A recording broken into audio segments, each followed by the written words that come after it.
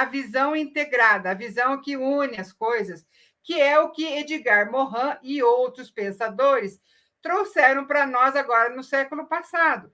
E isso se chama método complexo. Por que a gente usa o termo método? Porque o Descartes escreveu sobre o discurso do método, lá em 1635, se não me engano. O Morin escreveu 6 obras, chamadas O Método. E aí, a partir dessas obras do Morin, aliás, o Morin é uma graça, né? Ele está com 104 anos e continua escrevendo e publicando. Ele é um francês, antropólogo, historiador, fantástico. Eu não consegui conhecer o Morin pessoalmente, por mais que eu tive em congressos internacionais, por conta da saúde dele, mas ele é ótimo. Então, o que o Morin fez, Edgar Morin? Ele trouxe para nós a proposta de integrar as coisas, entendendo que no mundo tudo é integrado. Eu, por exemplo, como pessoa, eu sou mulher, eu sou mãe, eu sou avó, eu sou filha, eu sou irmã, eu sou professora, eu sou vizinha, eu sou um monte de coisa. E cada um desses meus personagens, eles têm que estar conversando. Eu sou várias coisas. Eu tenho emoções, eu tenho flutuações. Tudo isso faz eu ser como eu. Então, eu não sou só um físico. Eu não posso ser analisada apenas como meu físico sem considerar o meu aspecto emocional, por exemplo, o meu aspecto social, por exemplo, que pode estar influenciando nisso. Então, o método complexo, ele faz isso. Ele assume que os fenômenos da vida não são independentes, e sim interdependentes. Então, a interdependência é algo fundamental. Aliás, outro dia eu gravei um vídeo aí dos meus vídeos, que são reflexões compartilhadas, que eu abordei justamente a interdependência. A gente tem que assumir que nós somos parte de um organismo maior, que tudo influencia e é influenciado e que somos interdependentes. Tudo é interdependente. Então, quando você trabalha a complexidade, ou o pensamento complexo, ou o método complexo, é tudo sinônimo. Na pesquisa, por exemplo, na pesquisa científica, ela trabalha as realidades articuladas entre si. E aí busca quais são as contradições, sempre buscando a visão do contexto, mas daí que entra. Pode ter cartesianismo no meio, mas o cartesianismo avalia um aspecto, outro aspecto, e você costura tudo isso e tem uma visão integradora. Isso é o método complexo. Então, o que ele fala? O todo é sempre maior do que o somatório das partes. Não é como o Descartes que falava, é só entender as partes do relógio, eu entendo o relógio. Não. Principalmente em sistemas vivos. A sociedade é viva, o ser humano é vivo, a suposta natureza é viva. Então, não tem como você recortar as coisas. Daí vem os meus exemplos de vida lá na pós-graduação, né? Aí eu conheci o método complexo quando eu li pela primeira vez um livro do Edgar Morin em 2000, no meu doutorado. Lá, o professor mandou a gente ler um livro chamado Terra Pátria. Quando eu li Terra Pátria, que ele articula coisas, eu comecei a me sentir uma imbecil. Falei, gente do céu, como é que eu nunca pensei nisso? Como é que eu não vi esse negócio ligado com aquilo? Isso era em relação à Terra mesmo, à Terra Pátria. As questões geográficas, históricas, interconectadas. Fala, porra, mas, gente, eu sou muito idiota. E olha que eu sempre fui boa aluna, né? Ganhadora de medalhas em alguns lugares por aí. E aí eu falei, mas não é possível. Aí o próximo livro chamava Ciência com Consciência. Pá, daí eu comecei a ver todas as coisas que os cientistas cartesianos fazem que são mal usadas. Vamos dar o grande exemplo da bomba, né? Por falta de reflexão, então falta de consciência sobre aquilo que está fazendo, você pode fazer coisas muito graves, né? A partir, então, de tudo isso, eu escrevi a minha tese de doutorado com base no método complexo. Ele foi o método. Vocês vão ver mais um pouquinho, que eu vou explicar um pouquinho melhor. O método complexo faz a gente ter uma mudança, inclusive, como indivíduo. E ela vira um modo de visão do mundo. Você não consegue mais ver as coisas recortadas. É interessante isso. Tudo você interconecta. Não tem mais como a gente viver fechadinho, né? Aí, assim que eu defendi o doutorado, me convidaram no mesmo mês, 2, 3 semanas depois, para eu assumir uma cadeira lá na pós-graduação, de aluna virei professora, e eu resolvi trabalhar esse tema. Então, eu criei uma disciplina chamada Complexidade e Interdisciplinaridade. Nessa disciplina, eu propunha aos estudantes, primeiro que nasceu do zero, né? Eu tive que bolar algo absolutamente do zero com base naquilo que eu vinha trabalhando, era o meu ponto de vista. E bolei para o final, para cada aluno, que todo mundo trabalhava no método cartesiano, pegar o seu trabalho cartesiano e dar uma roupagem complexa. Como que a gente faz isso? Você pega, por exemplo, uma coisa que é absolutamente técnica e avalia aquela tecnificação do ponto de vista econômico, do ponto de vista legal, do ponto de vista social, do ponto de vista de impacto na natureza, do ponto de vista histórico, quer dizer, várias coisas. Então, eu estava trabalhando, então, alguns exemplos, para vocês perceberem como que o método complexo descortina erros, tá? Uma aluna minha, que depois acabou sendo minha aluna do doutorado, hoje ela mora lá em Nova York, ela estava fazendo mestrado, foi fazer disciplina comigo, e ela trabalhava com um trabalho assim, bem cartesiano, que era avaliação em laboratório do uso de um hormônio para induzir o florescimento de uma flor lá chamada Hemerocallis. Já estava no final, com todas as tabelas, estatísticas, tudo pronto. Faltava um pouquinho para ela defender o mestrado dela. Quando ela veio fazer disciplina, ela perguntou para mim, tá, Nilson, mas como é que eu faço isso? Eu falei, uai, Michele, pega isso aqui, por exemplo, vai ver a questão do hormônio, se é caro, se não é. Vá conversar com os produtores de Hemerocallis, dessa flor, para ver se essa tecnologia que você está propondo é absorvida, o custo, tudo mais. Ela não precisou de muita coisa para voltar desesperada. Ela falou para mim assim, Nilson, eu não vou defender meu mestrado. Eu falei, pelo amor de Deus, Michele, o que aconteceu? Ela falou, em primeiro lugar, esse hormônio, daí eu fui ver a questão legal dele, esse hormônio de laboratório é proibido. Ele é tão tóxico que ele está fora dele, não pode usar mais isso aí. Mas eu usei no meu experimento. Eu falei, mas por que você usou no teu experimento um hormônio que é proibido? Porque ele é tão tóxico. Ela falou, porque tinha sobrando no laboratório e a minha orientadora me deu para experimentar. Ou seja, de cara, é algo que não tem como ser utilizado. Daí ela falou assim, tem mais uma. A tecnologia que eu estou propondo, ela envolve custo. Eu fiz todos os cálculos de custo. E os produtores produzem de uma forma muito mais barata. Não é interessante para nenhum produtor, porque o que se faz hoje na prática, essa nossa tecnologia aqui, é muito... não ajuda em nada, ela só atrapalha. Então, não tem absorção alguma pelos produtores. Isso é para vocês terem ideia do que é uma visão cartesiana quando você dá uma roupagem complexa. Aí você começa a ver isso. E aí eu comecei a colecionar casos assim. Digo para você, não digo que 100%, mas quase 100% do pessoal que trabalhava comigo chegava e dizia assim, porra, esse negócio que eu estava trabalhando não dá. Ah, vamos fazer experimento de espaçamento de feijão. Aí faziam uns experimentos, uns espaçamentos monstruosos que nenhum trator dá conta daquilo. Ou, isso tudo na agronomia.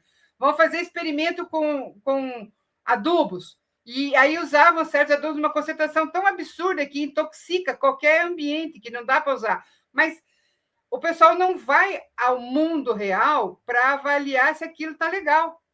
Teve uma outra que até contei para o Cícero, que era uma professora da odontologia, junto com uma professora da farmácia, fazendo uma tese de doutorado. Queriam avaliar o uso de determinada planta para enxaguatório bucal. E estavam usando um extrato que usava um componente chamado metanol, que é tóxico para caramba. Só que eles não estavam fazendo na boca das pessoas, estavam fazendo em placa de laboratório, placa de cultura de bactérias. Aí eu fui lá questionar, mas escuta, vocês testaram o solvente que estão usando? Só o metanol já é suficiente para matar qualquer bactéria. Se eu fizer enxaguatório com metanol, eu acabo com a minha boca, não preciso nem babar. Acabo com os dentes, com a língua, com tudo e com a bactéria. Aí ficaram bravos comigo porque não tinham testado. Mas também era uma tese de doutorado que já estava no final. Então, a complexidade, ela nos ajuda a dar um olhar assim maior para as coisas que a gente está fazendo e considerar com mais segurança se aquilo que nós estamos fazendo está correto ou não. Trabalhos, por exemplo, tinha uma aluna minha do doutorado que ela trabalhava com a comunidade quilombola, aqui na divisa entre Paraná e São Paulo. E ali é um local, é o Vale da Ribeira, um lugar pobre, pobre, pobre, pobre. Fui lá algumas vezes com ela, eu adorava aquela comunidade quilombola, aprendi muito com eles. Eles estavam assim, distantes de tudo, e na região, como é muito morro, o pessoal, as reflorestadoras entupiram aquilo lá de eucalipto e pinos como reflorestadora, e isso fez um impacto violento na comunidade. Primeiro que secou bastante os rios, Eu fui com os moradores quilombolas, eles foram me mostrar vários locais em que os rios secaram. Eles tiveram apartamento completo do local onde o cemitério deles, onde eles enterravam as famílias, não podiam mais entrar, porque a reflorescedora tomou conta. Um monte de coisa muito ruim aconteceu para as comunidades. Mas daí essa minha aluna de doutorado achou uma dissertação de mestrado já publicada, já defendida, e já virou artigo de alguém da economia dizendo que era maravilhoso aquelas reflorestadoras lá, porque estavam levando desenvolvimento local. Aí, quando você vai analisar, você fala, claro que sim, desenvolvimento para os donos das reflorestadoras, mas isso não estava implicando em melhor condições de salário, de saúde, seja lá o que for, para a comunidade local. Então, a visão está ótima economicamente, estava perfeito dentro da ótica dos donos das reflorestadoras, ponto. Isso você não pode extrapolar para o mundo, que era a conclusão do trabalho. Olha que lindo, as reflorestadoras trouxeram ganhos maravilhosos. Não, não trouxeram. Então, vejam, esse tipo de trabalho que é a complexidade nos dá essas amplitudes de visões. E aí você começa a se chocar. Mas, gente, como é que vocês não viram isso? Mas como é que vocês não pensaram naquilo? Mas, meu Deus do céu. Isso resultou em eu dando passo para trás e pedindo para parar de fazer o que eu estava fazendo.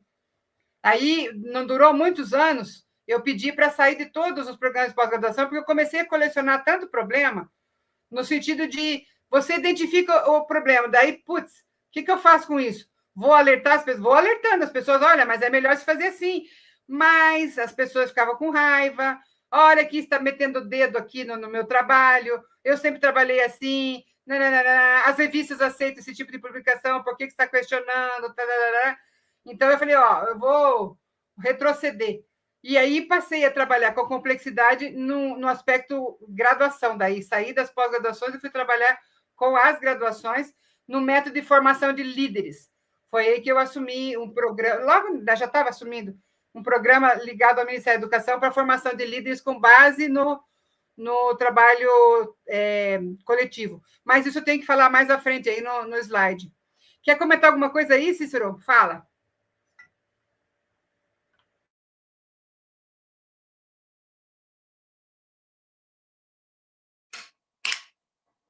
Agora foi. É interessante isso que você falou, né? Porque, além de todos esses problemas, eu descobri que eu fui sempre um adepto do método complexo, sem conhecê-lo previamente. Eu estava me lembrando aqui de um episódio histórico recente que passamos, onde, além dessas falhas que o método cartesiano traz, dos interesses por trás e dos controles de narrativas, né, das picaretagens aí, e uma dessas picaretagens que é bem usada, eu até queria que você comentasse isso também, que você comentou comigo, é o tal do percentual relativo. Então a pessoa pega um percentual relativo, dá uma reinterpretação do fato para criar uma sensação inflacionada, que no caso dessa situação que eu estou falando, foi negativa, né? Por exemplo, dá um exemplo aqui. Você faz um estudo com um grupo de controle, né? Você tem um grupo que vai sofrer a interferência do objeto de estudo e o grupo que vai ficar só como observação, que não sofre interferência e tal. E aí você faz um estudo com uma determinada substância.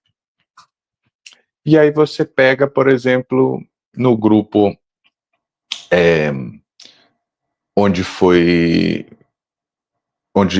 alterado, né, onde sofreu a interferência, e aí num grupo de 100 pessoas, ninguém morre no primeiro estudo, no segundo estudo, 2 pessoas morrem, não, uma pessoa morre, aí eles vão lá e falam que ocorreu um aumento de 100% no número de mortes daquele estudo.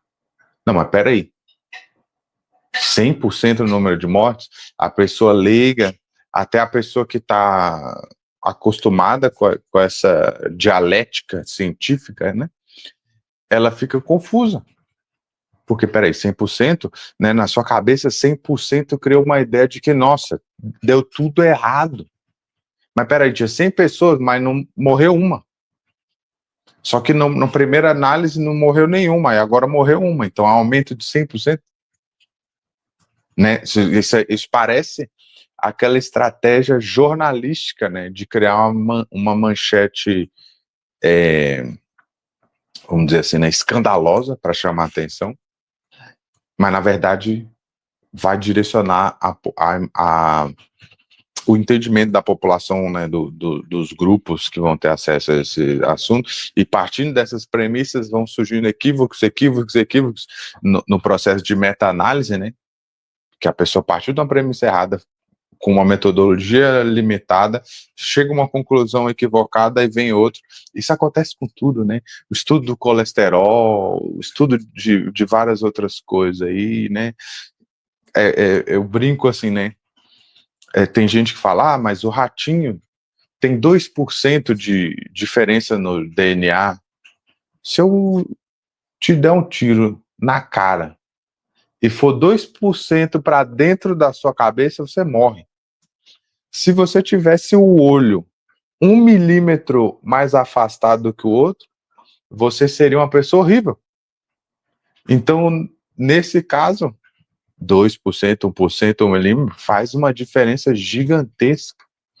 Né? Como você falou, uma vez que você tirou a árvore daquele habitat, ela não é mais uma árvore. Você não pode mais atribuir a ela as mesmas características, coisas, situações, as mesmas regras, muda o ambiente, muda o contexto, isso está dentro da metodologia, mas eles ignoram convenientemente, né? Eu queria só comentar isso, assim, porque tem hora que dá vontade de fazer umas brincadeiras, assim. Pois é, Cícero. O relativo e o absoluto é um problema muito sério. Essa foi uma recomendação que eu sempre dei para o pessoal quando está escrevendo teses. Você tem que escrever, ou dissertações, neste recorte metodológico, o resultado foi assim, sugere assado. Mas não é o jeito que as pessoas falam. E tem um problema muito sério, que é a crença, né, herdada pelo método cartesiano de que tudo o que a academia faz está correto. Agora, é interessante que você, acompanhando as revistas científicas, uma das coisas muito, muito interessantes é você ver, na mesma revista, novos números, novos artigos sobre algo já publicado, dizendo assim, ó, aquilo que foi publicado lá não era bem assim, agora nós descobrimos assado. Então, o negócio vai indo. Só que ainda se faz referência ao inicial com erros e não se olha na frente. E aquilo que você escreve é verdade. Uai, se no Google é assim, imagina, o Google. Você escreve qualquer... Eu ia falar um palavrão aqui, não vou falar. Você escreve qualquer M ali e vira verdade. Imagina, em artigo científico, as pessoas leem, não precisa nem ser artigo científico. Aí existem revistas e revistas. Aliás, nós estamos vivendo isso agora, na nossa instituição. Para você publicar algo numa revista, você tem que ter um olhar cuidadoso, você tem que ter alguém que te ajude a analisar. E isso não acontece. Então, você publica qualquer coisa e passa a ser verdade. E é isso.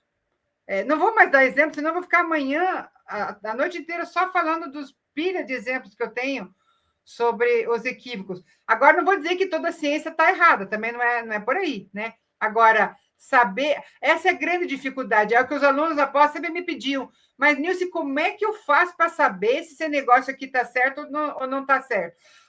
Vou dar um exemplo prático meu aqui, ó. Isso foi antes de eu fazer doutorado. Eu dava aula na farmácia e resolvi pedir, isso foi lá em 95, eu acho, pedi para os alunos, falei, vamos começar a trazer bulas de medicamentos para dentro da sala de aula e estudar essas bulas, porque era mais uma fonte de informação. Eu tenho os artigos, eu tenho as bulas, eu tenho muita coisa. Aí, o que aconteceu? Começou a acontecer. Você pega 2 indústrias, por exemplo, de medicamentos, que estão produzindo o mesmo medicamento. Vamos falar em ginkgo biloba.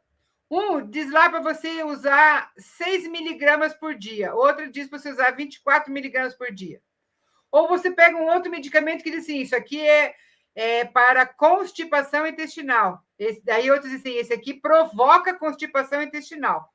Aí eu comecei a colecionar esse negócio e comecei a ficar invocada. E comecei a entrar em contato lá com a Agência Nacional de Vigilância Sanitária, que na época nem era Anvisa ainda, era Ministério da Saúde. Falei, mas o que está acontecendo aqui? Por que eu tenho 2 bulas do mesmo medicamento, vindo de 2 indústrias diferentes, e uma diz um negócio e tu diz outra? O que eu vou confiar? Aí o que eles começaram a me falar? Olha, as indústrias têm que se fundamentar em artigos científicos. A indústria A usou determinados artigos que publicaram determinada coisa. A indústria B usou outros artigos que publicaram outras coisas. Como que eu, agência sanitária, posso dizer qual indústria que está usando o artigo certo? Quem vai dizer qual é o artigo certo? De tanto eu encher o saco deles, eu fui chamada. Então, eu trabalhei por muitos anos lá na Anvisa também, além de trabalhar no MEC como assessora, na Anvisa também, numa câmara chamada CATEF, Câmara Técnica de Medicamentos Fitoterápicos. De tanto que eu enchi o saco dos caras. Mas, gente, aí eles constituíram uma comissão, eram 8 professores, e eu era uma delas por anos, isso. E a gente começava a tentar descobrir os furos nos artigos para poder ter um pouco mais de seriedade e de assertividade naquilo que está nas bulas de medicamento. Então, você veja como o negócio é sério. É muito sério. E ele se sustenta em artigo científico. Agora, como é que você... Eu vivi isso em congresso. Teve uma vez que eu tive num congresso que foi tão engraçado, que eram amigos meus apresentando 2 resultados de pesquisa, um do lado do outro, com o mesmo produto, só que um dava um resultado, o outro dava outro. E eu tirei o maior sarro dos dois. Ficou engraçado, porque era como eu dissesse, Cícero, agora você tem que tomar 1 litro de água. Não, Cícero, você não pode tomar água de jeito nenhum. Sob a mesma situação e ali. Então, isso é o que a gente vive, só que o povo não sabe disso. Nem, te digo, de cadeira, nem o pessoal da própria academia analisa isso. Por que eu analiso isso? Porque eu dava aula sobre isso, porque eu fazia os alunos trazendo coisas para a sala de aula, porque eu fui tendo surpresas ao longo da vida, tendo esse tipo de produto e resultado na minha mão. Não era algo que eu queria provar que está tudo errado, não. Mas foi algo que, ao longo da vida, eu fui colecionando. Então, como é que eu vou dizer o que está certo e o que está errado? Eu não sei. Tem coisas certas e coisas que não estão certas. Quem que está com a razão? Tudo é resultado científico? Diga lá. Exatamente. Para não confundir as pessoas, o nosso objetivo não é criticar a ciência, não é criticar essa ferramenta que ela é fundamental na nossa vida, né? É justamente abrir a mente das pessoas, abrir a mente dos, vamos dizer assim, né, os consumidores finais da ciência, para que possam ter critério e avaliar determinadas coisas que vão impactar a nossa vida no dia a dia, que vão impactar a sua saúde, que vão impactar a sua vida financeira, que vão impactar a sua fortaleza mental, né? Na minha área, frequentemente, na verdade, não frequentemente, é bem raramente, de vez em quando aparece alguém, né, querendo questionar, né, o processo base da minha terapia, que é a hipnose, né? Aí eu vejo assim, deixa eu ver quem é essa pessoa que está questionando isso aqui, né?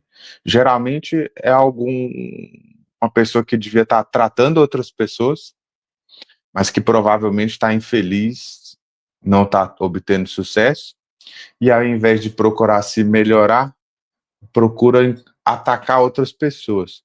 Se você pesquisar no Google Academics, se você pesquisar na Cielo, se você pesquisar até na como que é o nome dela mesmo? Esqueci o nome. Todas as revistas científicas, essa mesmo. Todas as revistas científicas, sobre artigos científicos que comprovam a validade da hipnoterapia, você vai ver que existem artigos muito bem feitos, porém, existe uma dificuldade da metodologia, existe uma dificuldade do interesse, existe uma dificuldade da interpretação dos dados por parte dos cientistas, mas ainda assim existem comprovações muito interessantes, né? Então eu fico pensando o que seria das pessoas, né? O que seria das pessoas, né? Por exemplo, um caso que eu vou mostrar aqui agora para vocês, né?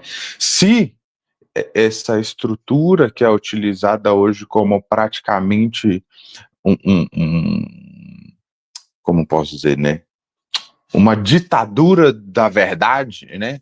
Que hoje os termos mais comuns na língua dos pedantes de plantão é pseudociência, eles não sabem nem o que é ciência, não sabem nem o que é o método científico básico, nem o passo a passo, eles não sabem nem o que é uma meta-análise, não sabem nem ler um artigo. Se você não sabe ler inglês, você não consegue ler um artigo, é simples assim, infelizmente, né? Não é inclusivo. Então, eu fico pensando, o que seria das pessoas se todo mundo tivesse acesso a esse tipo de coisa aqui, ó? Esse rapaz, a família dele gastou uma grande fortuna tentando recuperar a saúde dele.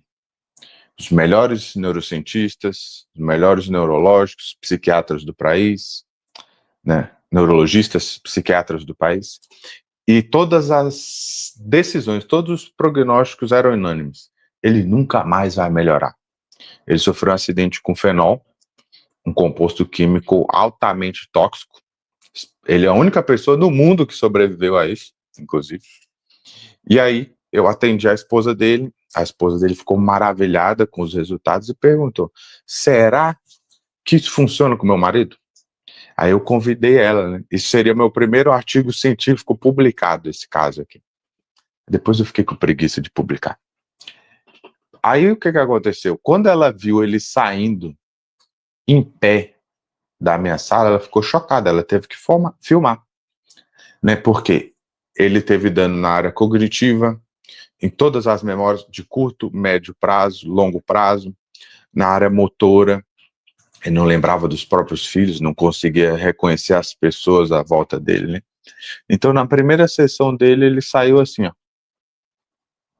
Se você observar, ele tá de olhos fechados, né? Eu tô fazendo um procedimento aqui de estimulação dos músculos dele, né? Depois de um processo hipnótico, ele tá em transe hipnótico, né? E aí você vê ele aqui andando, ó. Ele só andava pendurado, né? Ele usava bengala, usava a esposa também, a parede. E aí você vai vendo, ó, ele anda com uma certa dificuldade, né? Então, mesmo ali, eu trabalhando ele, primeira sessão, você vê que ele anda, mas ele anda com uma certa dificuldade, né? Aí tem até uma pessoa que passa ali, nossa, o que está acontecendo aqui? Meu Deus, isso é um milagre? Não, é só o Cícero e a tecnologia mental. Outras pessoas passam e ficam olhando. Aí isso aqui na primeira sessão, você vê ele andando com uma certa dificuldade, né? A família já desiludida, não tem como melhorar. Aí daí, segunda sessão. Olha que interessante.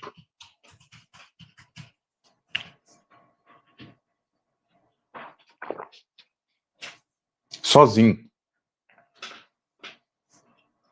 Você tinha que ver a emoção dessa mulher.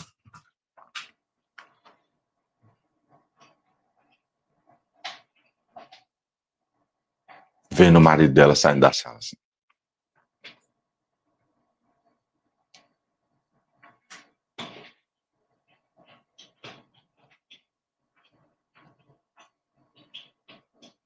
Aí você sabe por que ele não andou melhor?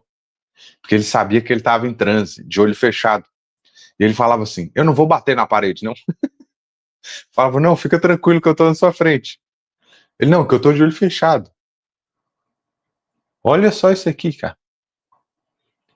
Todos os médicos, sem exceção, falaram que ele nunca ia melhorar.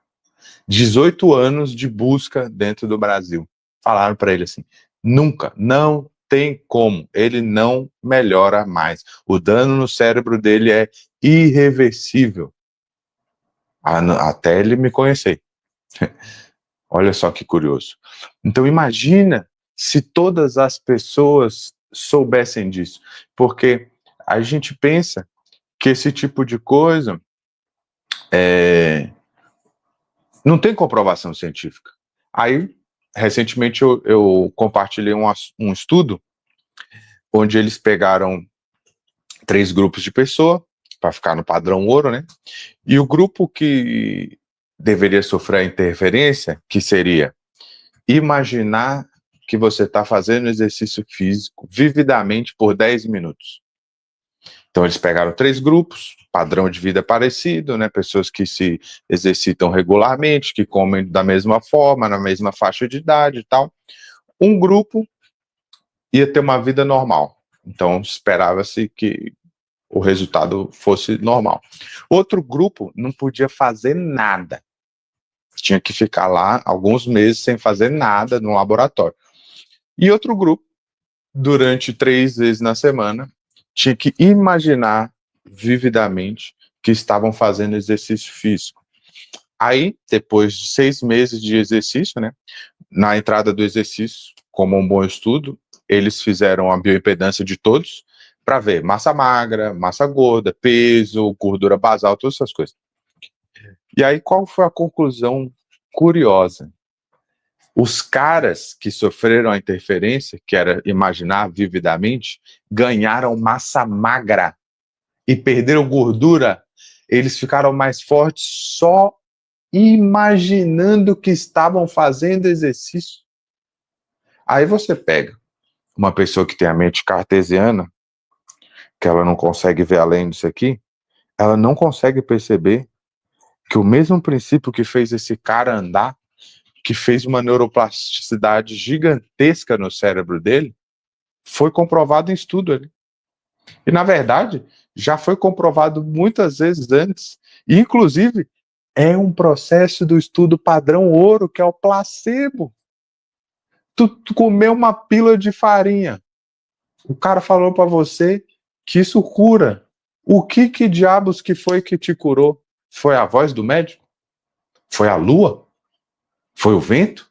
Foi a água?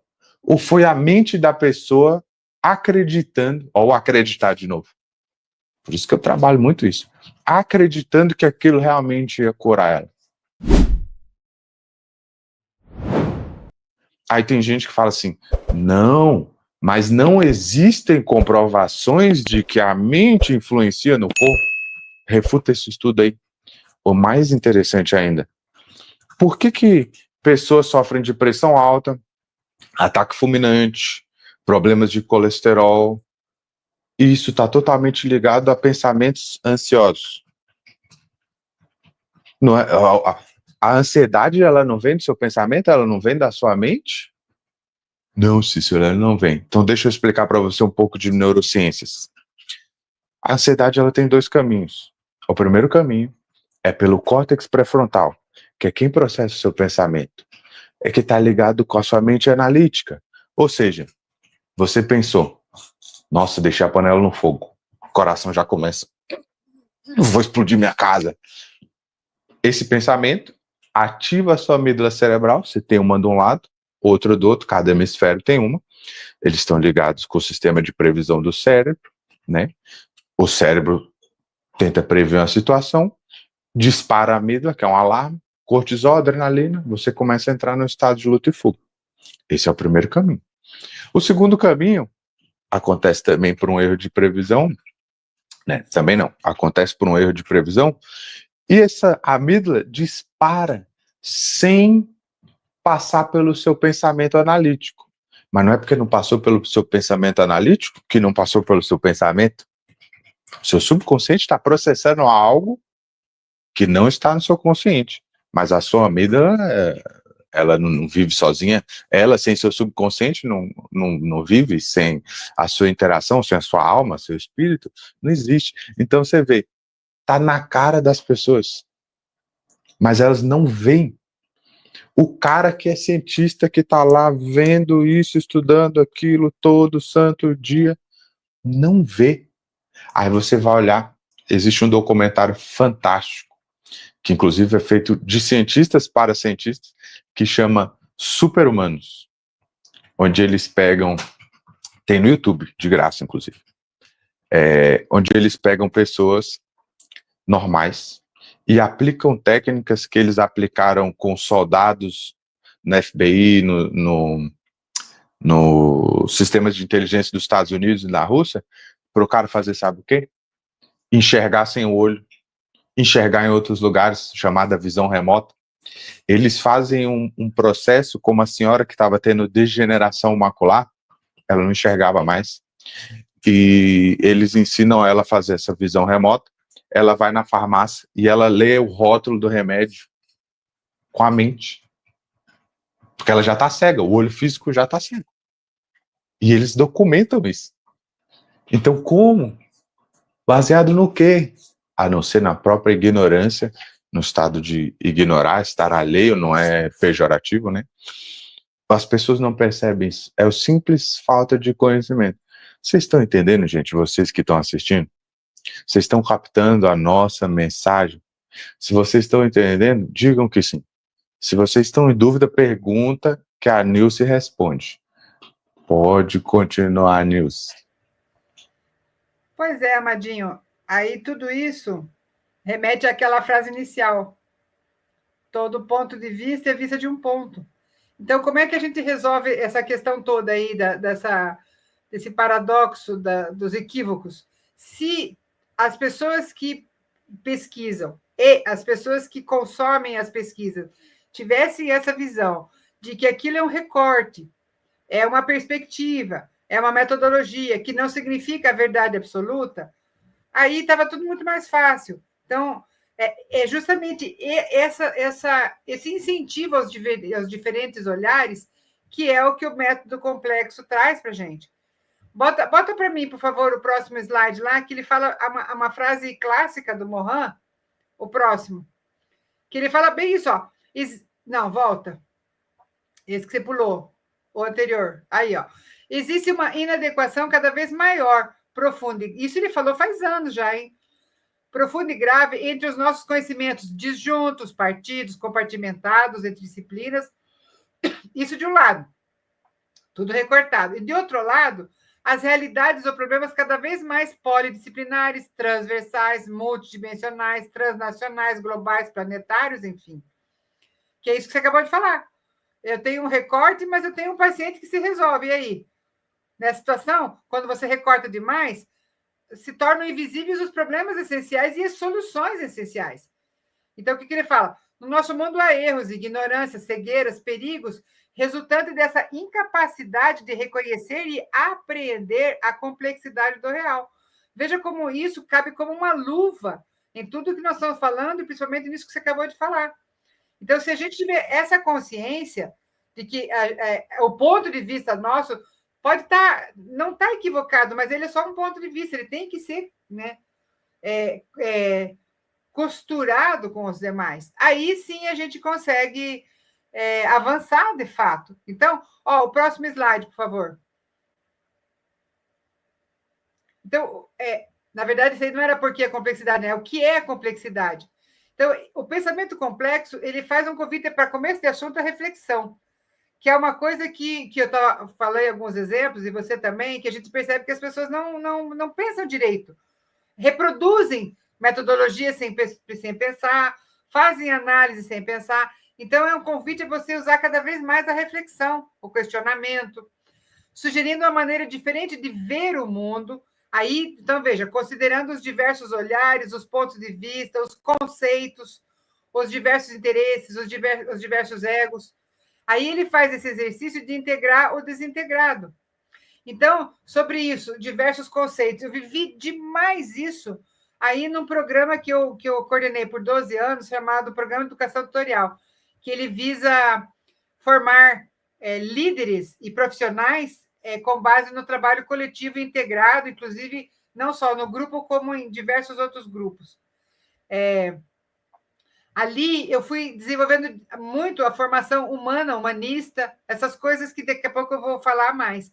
E só para falar de conceito, logo que eu assumi esse trabalho, a tutoria lá do PET, nós tínhamos que fazer seleção de novos alunos e eu convidei os próprios alunos para fazer parte do processo de seleção, coisa que eles não estavam acostumados. Aí eu falei, eu quero que vocês digam, cada um vai para casa pensar e escrever, quais são as características que vocês gostariam que a pessoa que vai entrar no grupo tenha. O que ela precisa fazer? Aí eles fizeram tudo isso, eu analisei, tinha 5 questões que todos eles apontaram. Então, o novo integrante ele tinha que ter responsabilidade, compromisso, comprometimento, dedicação e espírito de grupo. Aí eu falei, bom, então tá bom. Então, agora cada um vai pensar sobre esse conceito e aí nós vamos, no próximo encontro, trabalhar isso. Então, cada um pensou e escreveu o que entende sobre cada uma dessas coisas. Aí, chamei eles lá na minha casa, fiz um cachorro-quente, passamos o dia inteiro em atividade, e aí eu falei, bom, vamos começar agora com os conceitos, vamos começar com comprometimento. E aí eu comecei a ver a divergência de conceitos entre aqueles estudantes que, a princípio, eles eram bastante uniformes, porque eram todos estudantes do mesmo curso, da mesma cidade, da mesma universidade, tendo a mesma formação. Só que cada um dizia um negócio diferente. Aí foi a partir daí que eu comecei a fazer muitas dinâmicas, que a minha vida profissional toda é formada em cima de dinâmicas, que, aliás, se você quiser, Cícero, a gente pode aprofundar algumas mais para frente, e eu coloquei alguns exemplos aqui mais para frente nessa apresentação. Mas aí eu cheguei para eles e falei assim, então vamos lá, vamos agora colocar esse conceito sobre comprometimento na prática. Aí eu construí as situações para ver que envolve comprometimento ou qualquer outro conceito, para que eles avaliassem como é que eles reagiriam. Então, eu falei para os alunos assim, então imaginem, vocês são bolsistas, meus bolsistas eram bolsistas, então se você recebe uma bolsa, você tem uma atividade para cumprir, digamos que você agora é responsável por fazer o edital, nós tínhamos lá um edital que tinha que colocar informações atualizadas, é sexta-feira, metade da tarde, amanhã cedo vai ter um congresso, o edital tem que estar pronto, você é responsável por isso e você deixou para a última hora. Então, você vai usar as últimas horas da sexta-feira para separar o material, preparar o material para colocar naquele edital. E a sua mãe te liga e fala assim, quero que você vá agora comigo no mercado. A pergunta era, qual é o teu grau de comprometimento com a tua bolsa, com a tua tarefa aqui ou com a sua mãe? E deu o maior pau. Essa foi a primeira grande surpresa minha em relação à diversidade de conceitos. Porque alguns alunos diziam assim, não, pai, se eu sou bolsista e eu deixei para a última hora, minha mãe que espere, eu tenho essa tarefa a cumprir, porque eu tenho um comprometimento com o grupo, com a bolsa, com a professora, com a tarefa, com tudo mais. Outros diziam, dane-se, meu comprometimento vem em primeiro lugar, a minha família, a minha mãe. Se eu precisar perder a bolsa, mas eu perco. E aí eu fui fazendo isso ao longo da vida e vendo como que os conceitos que aparentemente são simples não são. Outro dia eu também fiz uma gravação aí das minhas reflexões compartilhadas, colocando algo que aconteceu comigo. Me roubaram o celular, eu fui acionar o seguro e descobri que eu não teria direito àquele seguro porque eu fui furtada e não assaltada. E o furto não é coberto pelo seguro, o assalto sim. E a própria atendente do seguro falou para mim, volte lá na delegacia e faça um novo boletim de ocorrência descrevendo um assalto que você recebe o teu seguro. E eu falei, mas eu não vou fazer isso. E ela falou, mas todo mundo faz? Eu falei, todo mundo? Eu não sou todo mundo, eu não vou fazer. E aí, pulando a história, voltei para comprar um outro celular igual, o pessoal da loja ficou doido comigo, mas você acabou de comprar um celular, era o mais caro que tinha na época. Eu costumo compro um celular bem caro e fico lá vários anos com ele.